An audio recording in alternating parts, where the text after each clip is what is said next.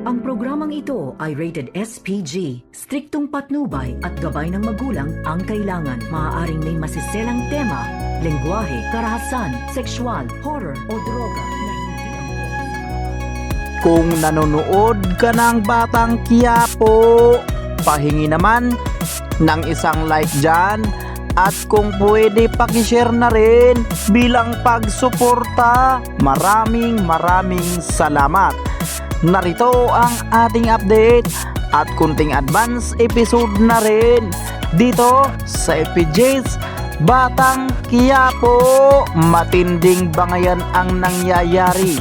Agawan sa kontrabando na nakuha nila Tanggol at ang mga kaibigan nito doon sa katransaksyon ni Senyor Facundo. Sa pagkakataong ito, ang gustong mangyayari ng ating bidang si Tanggol ay maghahati sila ng maayos sa naturang kinita. Kalahati mapunta sa kanila Tanggol, kalahati rin ang mapunta sa kanila Senyor Facundo.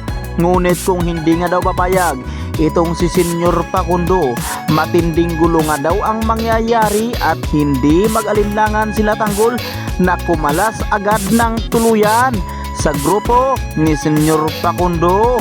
Ngunit itong si Senyor Facundo sa ngayon ay buo na rin ang kanyang plano at desisyon na kukunti lang ang kanyang ibibigay sa grupo nila Tanggol sapagkat kailangan niya nga daw umano ang mga brilyante. Ibabayad niya nga daw umano ito kay Ramon Montenegro sa kanyang atrasong pira dito. Kaya naman sa pagkakataong ito, si Tanggol ay hindi pumayag na hindi mapunta sa kanila ang kalahati sa kanilang pinaghihirapan. Kaya naman tutukan natin kung ano ang mangyayari sa eksinang iyan dahil si Tanggol ay agad nga itong bumunot ng kanyang baril. Ngunit si Marcelo ay pumagit na ito. Samantalang itong si Rigor di Magiba alalang-alala na ngayon dito kay Marites dahil hindi nga nakauwi si Marites sa araw na yon. Hanggang gabi ay hindi pa rin dumating sa bahay. Santino nag-alala na ito ng todo. Tinanong niya ngayon ang kanyang tatay na babairo na itong si Rigor na kung may alam ba ito kung saan nagtungo ang nanay ni Santino na si Marites dahil hanggang ngayon ay hindi pa nakauwi. Ngunit itong si Rigor na bigla napatanong din ulit kay Santino, bakit nga daw umano, wala pa ba daw umano ang kanyang nanay?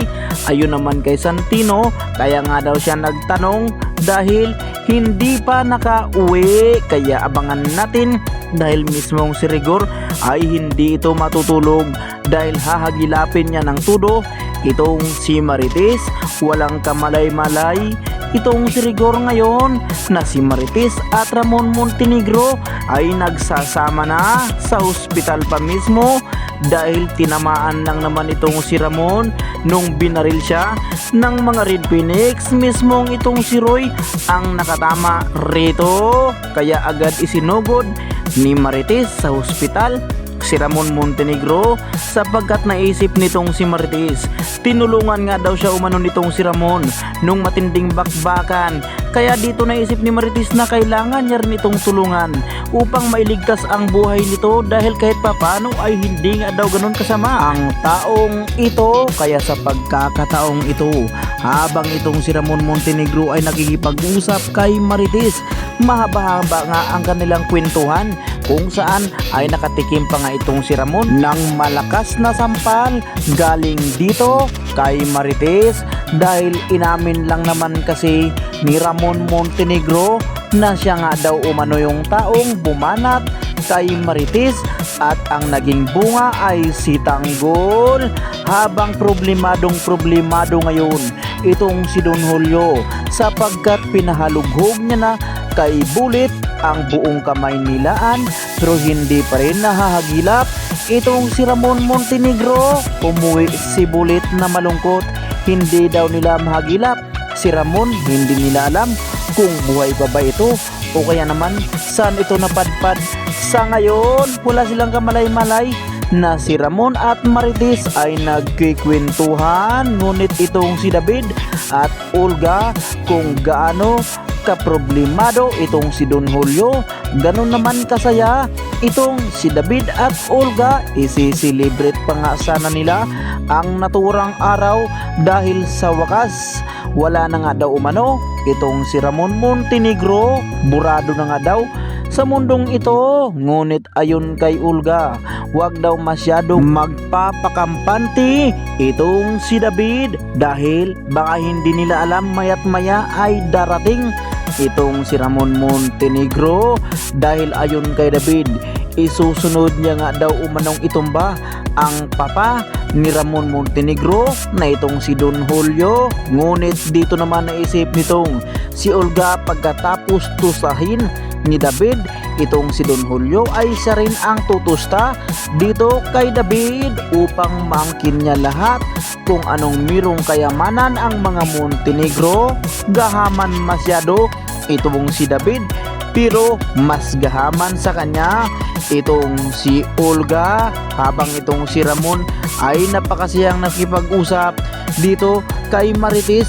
Kilig na kilig itong si Ramon dahil hindi nga natin may pagkakaila na si Ramon at Marites ay may nakaraan ito dahil may anak nga silang dalawa, habang itong si Don Julio hindi makakatulog sa kakaisip sa kanyang anak na si Ramon sa pagkakataong ito. Habang nagipag-usap itong si Ramon dito kay Marites, lahat ng problema ni Marites ay sinabi niya dito kay Ramon Montenegro. Nagsisimula nga daw umano ang problema o kalbaryo sa kanyang buhay nung ginalaw siya nitong si Ramon Montenegro dahil mismong ang anak daw ni Ramon na si Tanggol ay nakaranas daw umano ng hagupit at gulpi di gulat kay Rigor di Magiba. Kaya ayon kay Marites, buong pamilya nga daw umano ang sinira nitong si Ramon Montenegro. Si Ramon naman ay tudo hingi ito ng patawad, ngunit tila hinuhuli niya ang kiliti nitong si Marites dahil ang gusto nga daw umano ni Ramon ngayon ay mabuo ang kanyang pinapangarap na pamilya. Tila nagkakagusto na itong si Ramon dito kay Marites dahil alam naman natin na itong si Marites pag ito ay magpapaganda ay sigurado mahuhumaling at mabibighanin ng todo itong si Ramon Montenegro dito kay Marites, lalong lalo na may nakaraan silang dalawa. Ngunit nung nakita ni Marites sa cellphone nitong si Ramon Montenegro ang kanyang anak nga daw umano na si Tanggol, gulat na gulat si Marites sa kanyang nakita dahil hindi si Tanggol ang ipinakita ni Ramon Montenegro sapagkat ito ay si David. Agad namang sinabi nitong si Marites na ito nga daw ay si David, hindi nila ito anak. Kitang kita sa mukha ni Ramon na ito ay galit na galit at umasa itong si Marites na panigurado papaslangin ni Ramon itong si David. Ngunit nasa isip nitong si Marites sa ngayon kahit papaano ay anak niya itong si David, kaya dito pinakalma niya itong si Ramon upang hindi niya lang talaga saktan itong si David. Kung pwede nga daw umano ay pauwiin niya na lang ito at dito sinuyo-suyo niya itong si Ramon Montenegro dahil gusto nang umuwi upang bakbakan ng tudo itong si David. Ngunit sa pagkakataong ito, itong si Ramon ay tila kinikilig din ito kay Marites dahil sa ngayon ay nagkakasundo na sila. May pahawak-hawak na nga itong si Marites sa balikat ni Ramon Montenegro. Hinahaplos pa nga ni Marites ang mukha nitong si Ramon. Si Ramon naman ay nakangiti habang nakatingin kay Marites. Ngunit dito biglang sinabi nitong si Marites sapagkat hindi nga daw umano nila anak ang kasama niya ngayon sa mansyon. Tila inutusan niya itong si Ramon Montenegro na hanapin nga daw umano niya ang anak nilang dalawa na si Tanggol dahil hindi nga alam nitong si Marites kung saan napadpad itong si Tanggol sa ngayon. Iniisip nitong si Marites at sinabi niya kay Ramon na kailangan nga daw siya umanong makakabawi dito kay Tanggol sa lalong madaling panahon. Ngunit itong si Ramon ay nauwi nga ito sa ligawan. Niligawan niya na itong si Marites sa ngayon dahil problemado itong si Marites at umaasa itong si Marites na hindi na maaayos ang kanyang pamilya. Talagang tuluyan na itong masisira. Agad niyang sinagot itong si Ramon Montenegro, pero may isang kondisyones itong si Marites dito kay Ramon Montenegro na kailangan nga daw walang makakaalam sa kanilang relasyon. Gusto nga nitong si Marites na silang dalawa lamang ang may alam sa kanilang sikretong relasyon dahil hindi nga daw maganda pag malaman ito ni Rigor na itong si Marites at Ramon sa ngayon ay nagkikita na ito dahil ayon kay Marites, kung sakaling makikita nga daw umano nitong si Ramon itong si Tanggol at kung sakaling magkakasama na sila ito, hindi daw siya mag-alinlangan na iiwan niya na ng tuluyan ang kanyang napakagulong pamumuhay, lalong lalo na ang kanyang asawang babairo na si Rigor dahil wala nga daw umano siyang kinabukasan dito sa kay Rigor di Magiba sapagkat dalawa lang naman ang asawa ni Rigor ngayon. Kaya itong si Ramon hahanapin niya nga daw umano sa lalong madaling panahon itong si Tanggol dahil kwininto lang naman ni Ramon kay Marites. Hindi nga lang daw isang bisis nagkaharap sila nitong si Tanggol, mismong nagkabakbakan pa nga daw umano sila. Kaya pala daw umano kitang kita niya sa itsura ng ating bidang si Tanggol na talagang kamukhang kamukha niya noong kabataan nito.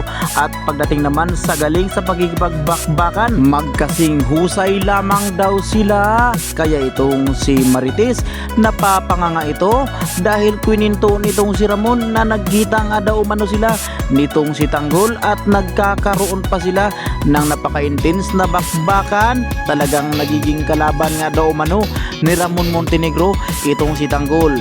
Kaya naman dito pinangako nitong si Ramon Montenegro kung sakaling magkakaharap sila ni Tanggol, agad niya nga daw umanong ibaba ang kanyang baril at magpapakumbaba ng tudo upang makilala niya ng tuluyan ang kanyang anak na si Tanggol at makilala rin siya ni Tanggol na siya pala ang tunay na ama nito. Kaya itong si Marites iniwan niya itong si Ramon Montenegro, pero umalis itong si Marites. May contact number ito dito kay Ramon Montenegro dahil patuloy nga daw umano silang magtatawagan. Kung sakaling makita nga daw umano nitong si Marites itong si Tanggol ay ipapaalam niya agad dito kay Ramon Montenegro. Walang kaalam-alam ngayon itong si Rigor. Umuwi itong si Marites na parang walang nangyayari.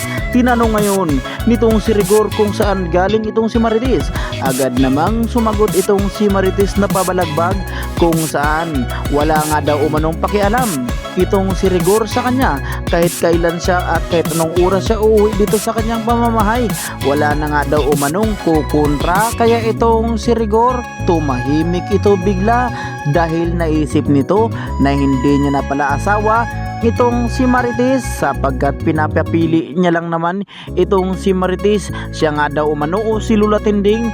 Dahil dyan itong si Rigor ay biglang pumasok sa kanyang kwarto kung saan ay naroon itong si Lina at itong si Marites naman ay tila iniisip niya pa rin itong si Ramon Montenegro dahil hindi nga ito makapaniwala na buhay pa pala ang tatay ng kanyang anak na si Tanggol at tila dito niya lang yata mararamdaman ang kaligayahan na hindi kayang ibigay ni Rigor dahil yun lang naman ang pangako nitong si Ramon Montenegro kung sakaling mahanap na nila ang kanilang kaisa-isang anak na si Tanggol ay agad ngang magsama itong si Marites at itong si Ramon dahil ipinangako nga nitong si Ramon Montenegro kay Marites. Kaya niya nga daw umano buhayin ng magandang buhay itong si Marites at magbuhay prinsesa ito sa kanilang mansyon dahil mayaman na mayaman lang naman ngayon itong si Ramon Montenegro. Ngunit naisip nitong si Ramon Montenegro sa ngayon, anong gagawin niya nga daw umano dito kay David. Kaya naman yan ang ating tutukan, dahil itong si Ramon Montenegro pag magdesisyon ito ay talaga namang walang makakabigil, sapagkat gusto na ngang umuwi itong si Ramon Montenegro upang makita niya na itong si David at ito ay kanyang pipilipitin. Nagkakagulatan ang lahat dahil biglang dumating itong si Ramon sa mansyon ng mga Montenegro. Gulat na gulat itong si Don Julio dahil ang akala nito ay si Ramon ay natudas na, ganun din itong si Bulit. Samantalang itong si David, tila galit na galit ito dahil buhay na buhay pa pala itong si Ramon Montenegro. Ngunit hanggang dito na lang pala talaga ang kanyang buhay, dahil sa pagkakataong ito ay agad ngang sumigaw itong si Ramon Montenegro habang hawak-hawak niya pa ang kanyang tiyan na may matinding tama. Sumigaw ito at hinanap itong si David. Gulat na gulat itong si Don Julio, sinong David nga daw umano ang kanyang sinisigaw. Gulat rin itong si Olga at David dahil narinig lang naman ni David ang kanyang pangalan na sinisigaw ni Ramon Montenegro. Ganon din itong si Olga, gulat na gulat rin dahil narinig niya rin ang sinisigaw nitong si Ramon Montenegro, ang pangalang David. Ngunit sa pagkakataong ito ay walang sumagot dahil ang pagkakakilanlan lang naman ngayon ng lahat na naririto ay itong si Tanggol. Ay ito talaga ay si Tanggol, pero ito pala ay si David. Sa pagkakataong ito, bigla niyang nakita itong si David, agad niya itong binigwasan ng todo. Sabay sabi ni Ramon Montenegro na isa ka palang impostor, sapagkat hindi pala ikaw ang aking tunay na anak at hindi ka rin si Tanggol o Jesus Nazareno. Hindi na nga daw kailangan pang tumanggi itong si David dahil huling-huli niya na ito at kilalang kilala niya na ang buong pagkataon nito. Hindi na nga daw umano siya malilinlang pa.